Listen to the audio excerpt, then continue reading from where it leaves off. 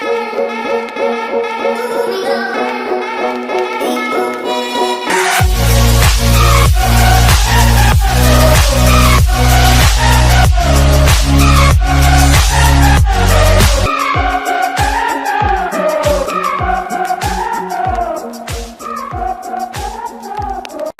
think one of the things that come to mind when SEO is dead is how people think about it.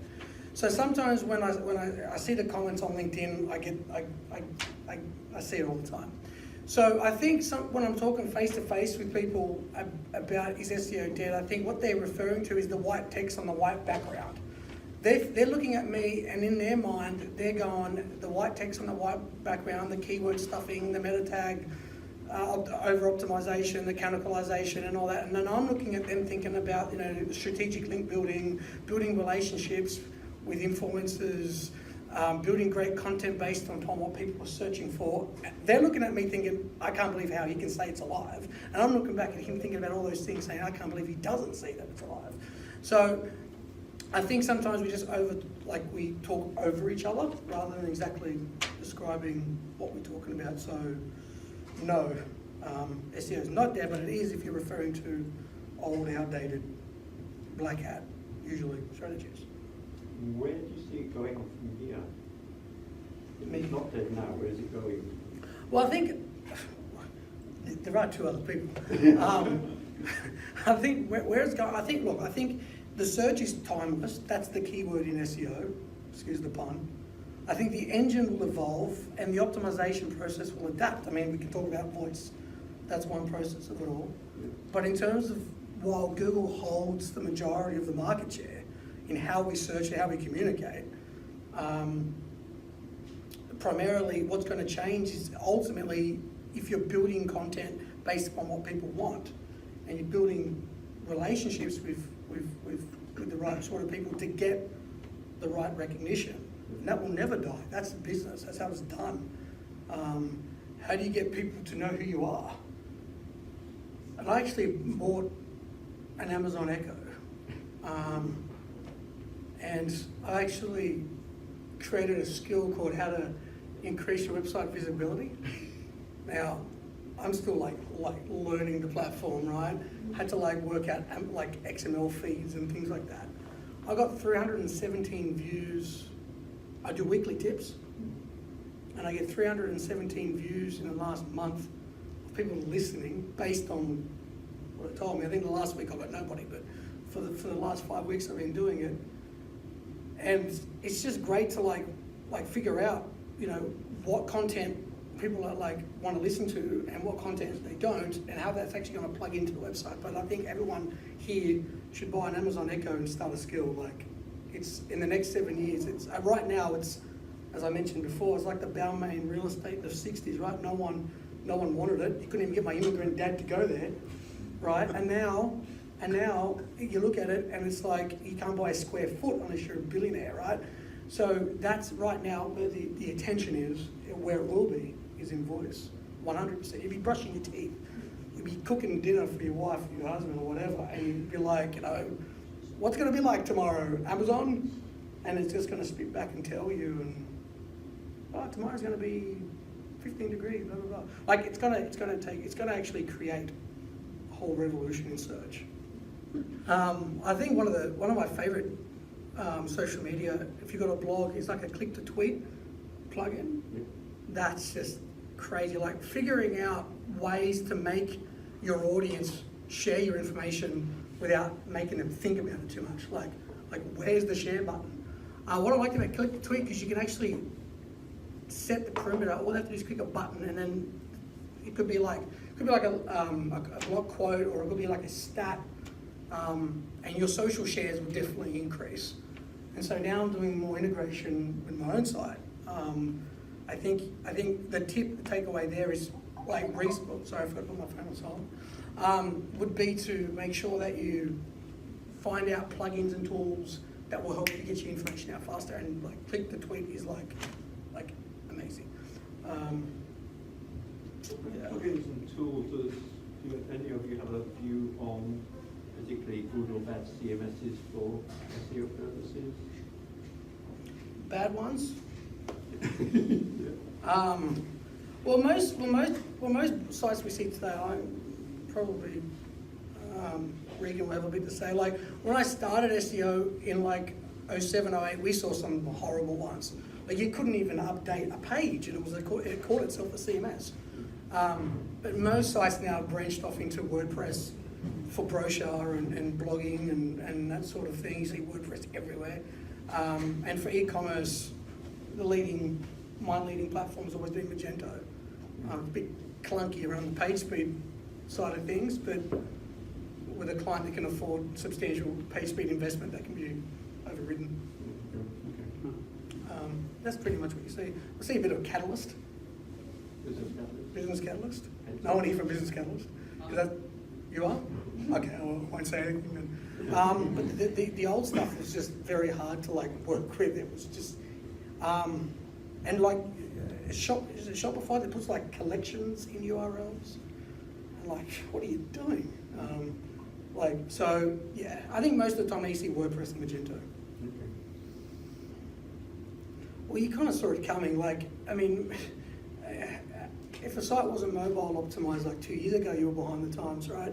So you can always see with Google, when they emphasize on one area, it's built upon what the market is doing, right? So the trend of mobile use has been going up for like the last 5 years off the charts, right? So if your website is mobile responsive, fine. And from what I've been reading, even if your website isn't mobile responsive, which today is not an issue for most sites, if it's not, it will still show a desktop version if that's the only version.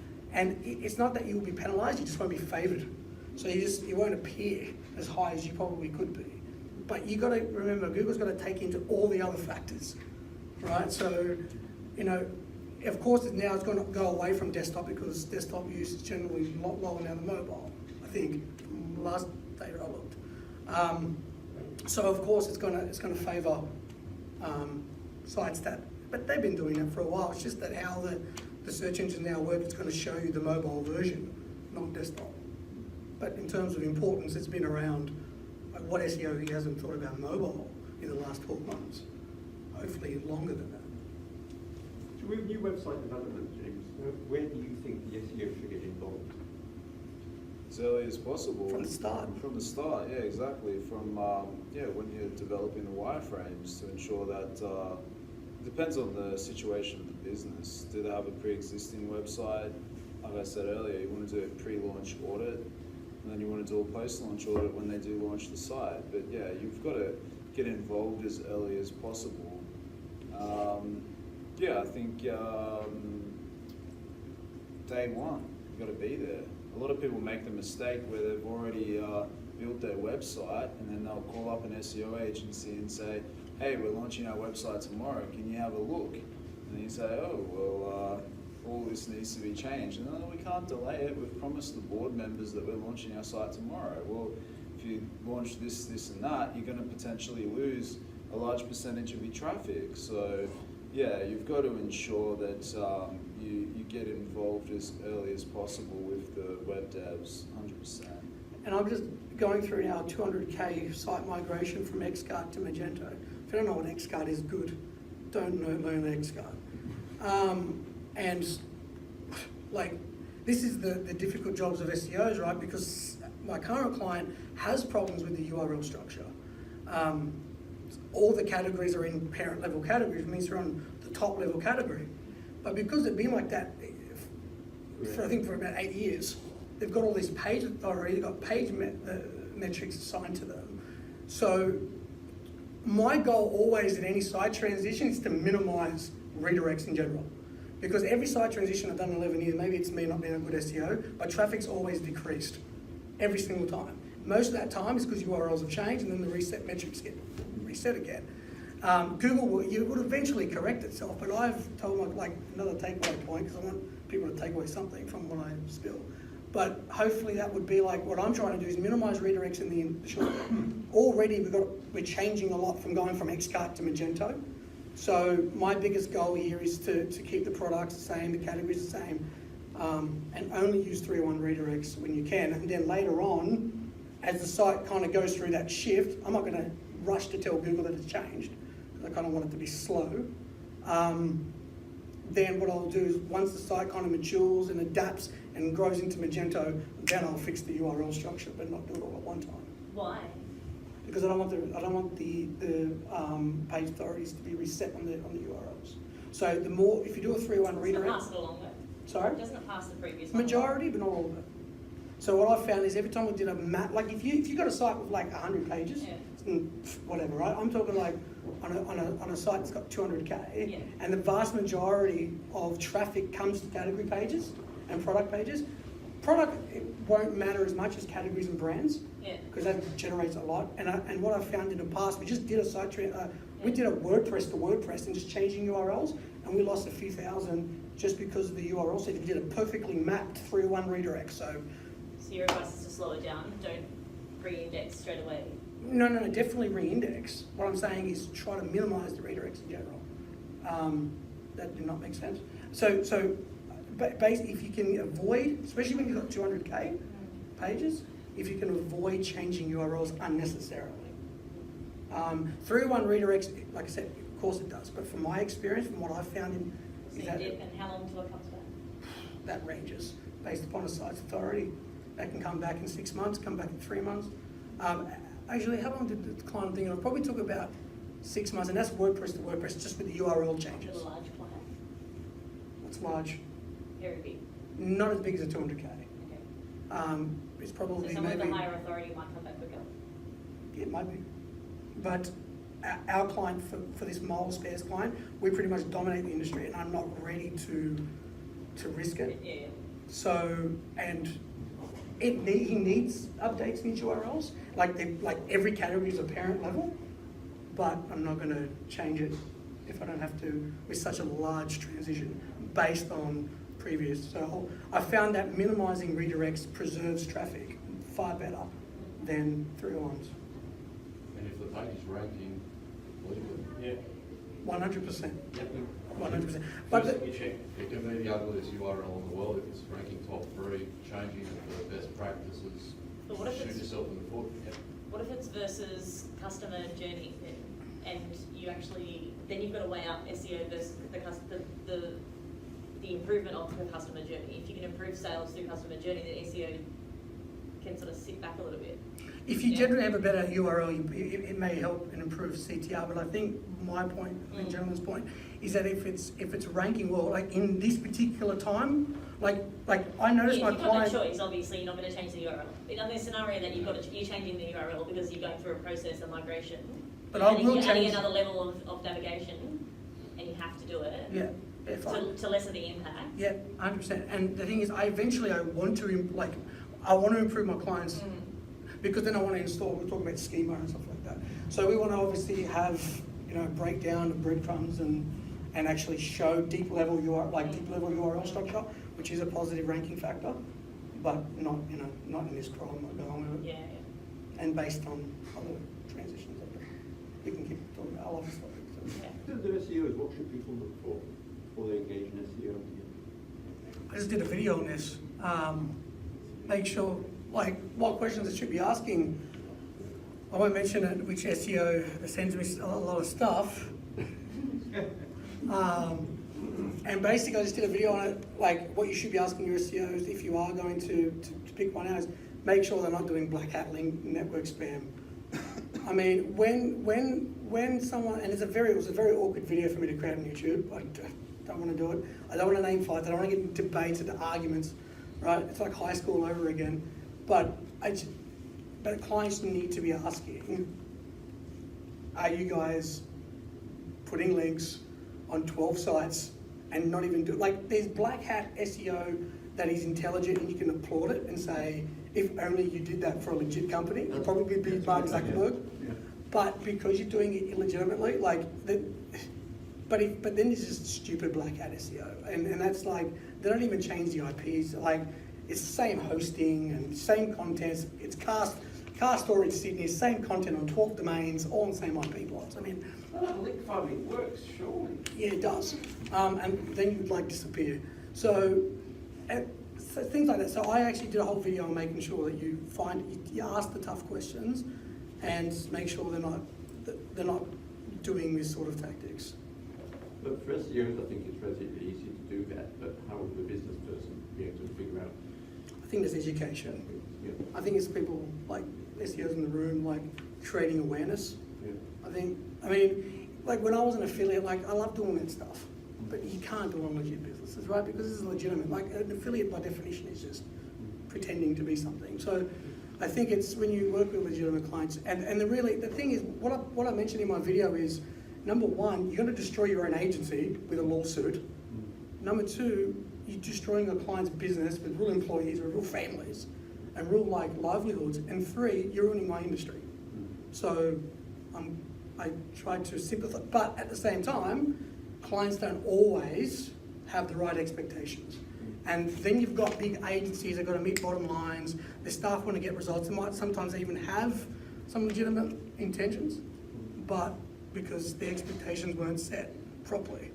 And so some clients think that it's the SEO's job solely to build a business and turn it into $1 million corp when it's a shared responsibility. Get me on page 1 tomorrow. There's no other way to rank for Glyntzos. No, not iBoots, and there's a few other ones too. I won't mention. Well, basically, again, it's all education, right? So it's pretty much what Regan said is pretty much right. But obviously, showing the client's case studies, significant case studies, even if like anything similar, if you can, showing that what you're going to bring is actually going to have the best chances of succeeding. I think by now, the SEO industry has exploded because the value's been proven. I think if you go back to like 2007, when I started, it needed a bit like, hello, like this is where people search, right? This is the party, you need to get invited, right? But now it's not that. Like everyone pretty much knows there's value, and I think there's more to do with the education on ensuring it gets done the right way and setting up the campaign. And it is one tool, but it's an important one, and it's pretty much what people do. Like my mum knows that Googling means searching, and that is why it's so important. And what's usually good for business in terms of online is going to be good for SEO. Like when the clients ask me, like, what's the best links I'm going to get? Like the one that sends the best qualified traffic, that sells. The SEO ranking should be the byproduct, right? So if you know it's good for your business, if you're, I don't know, like, just had a dog minder lead called me up.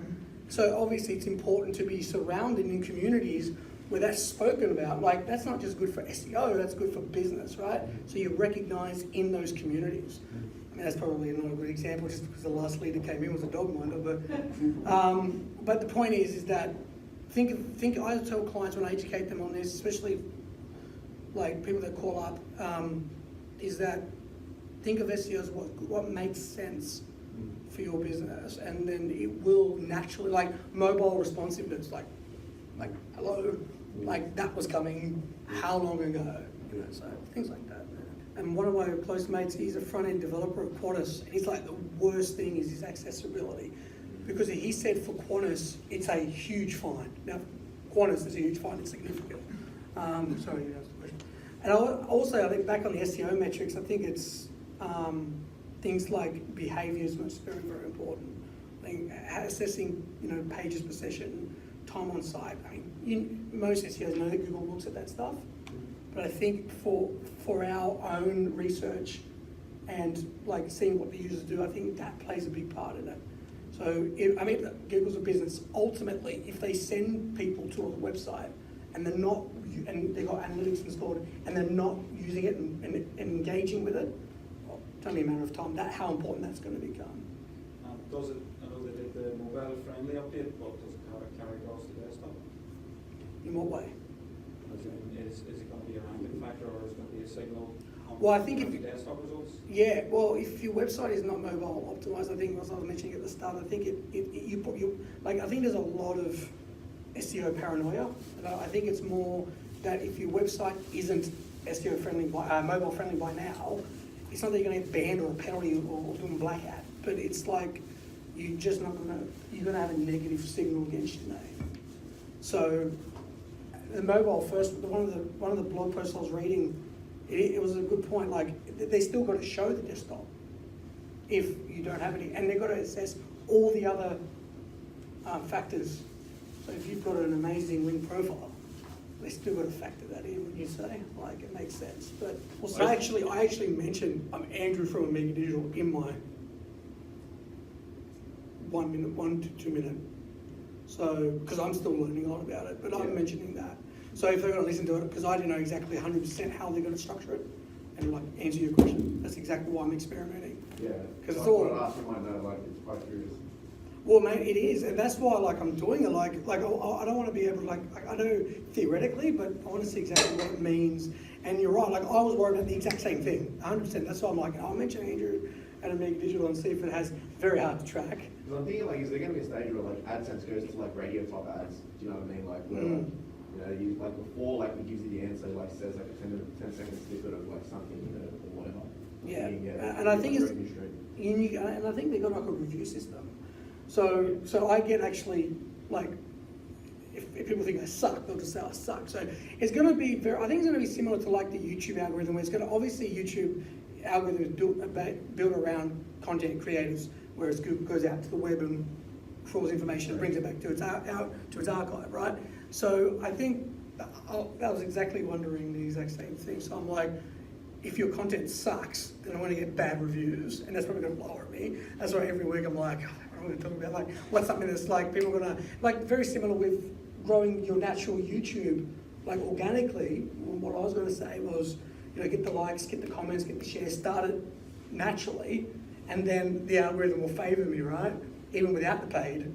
And I'm assuming, because the algorithm is all depending upon content creators, I think it's going to work the same way. Honestly, buddy, I don't know, and that's why I'm doing it. Yeah. Because I want to learn it, like, You've because got to adapt in this industry, that's what I thought. Yeah. 100%, man. Go and buy. Do you got one? I've got a Google Home. Okay.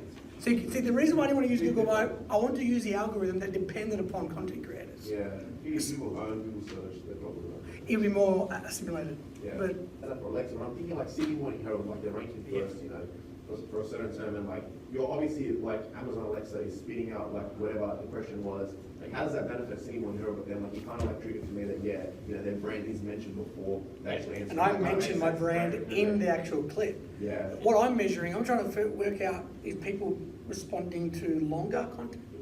Are they responding better to short? They're going to give me better reviews for longer or shorter? It's like it's hard. It's like how It's do they really rank hard, what's man. First, like there's no like time on side, there's no bounce rate. It's quite difficult to rank. Exactly, and that's why I bought it, because I'm actually, that's why I wanted to do it with a system.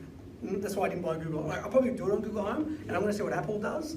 But I picked Amazon thinking that they're probably going to be the top. Because yeah, it's right. They're first in the market, and obviously they have the most resources behind it. Exactly, and I think I wanted to learn their developer tools and be a part of that community as well. So, like, yeah, man, it's like it's a really, really fun thing to test out. Like I got 317 views because I spent a minute a week.